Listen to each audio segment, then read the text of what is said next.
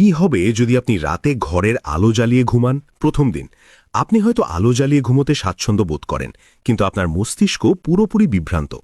আলো আপনার চোখের পাতা ভেদ করে মস্তিষ্কে সিগন্যাল দিচ্ছে যে এখনও দিন।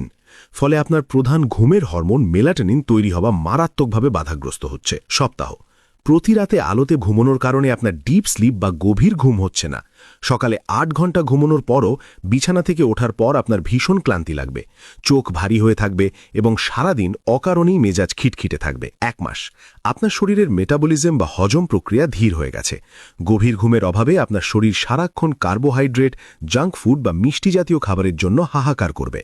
আপনি কারণ ছাড়াই দ্রুত মুটিয়ে যেতে শুরু করবেন। ৬ মাস আপনার ইমিউন সিস্টেম বা রোগ প্রতিরোধ ক্ষমতা মারাত্মকভাবে দুর্বল হয়ে গেছে। আপনি ঘন ঘন অসুস্থ হচ্ছেন। পাশাপাশি দীর্ঘমেয়াদী ঘুমের অভাবে আপনার মস্তিষ্কে ব্রেন ফগ তৈরি হয়েছে এবং আপনি বিষণ্ণতায় ভুগছেন। আপনার মনোযোগ দেওয়ার ক্ষমতা একদম শূন্যের কোঠায় নেমে গেছে। সুতরাং ঘুমানোর সময় আলো কোনো বন্ধু নয়, বরং এটি আপনার শরীরের নীরব শত্রু। আজই রাতের বেলা ঘরের সব আলো নিভিয়ে বা স্লিপ মাস্ক পরে ঘুমানোর অভ্যেস করুন, কারণ আপনার শরীর ও মস্তিষ্ক মেরামতের জন্য সম্পূর্ণ অন্ধকার অত্যন্ত জরুরি।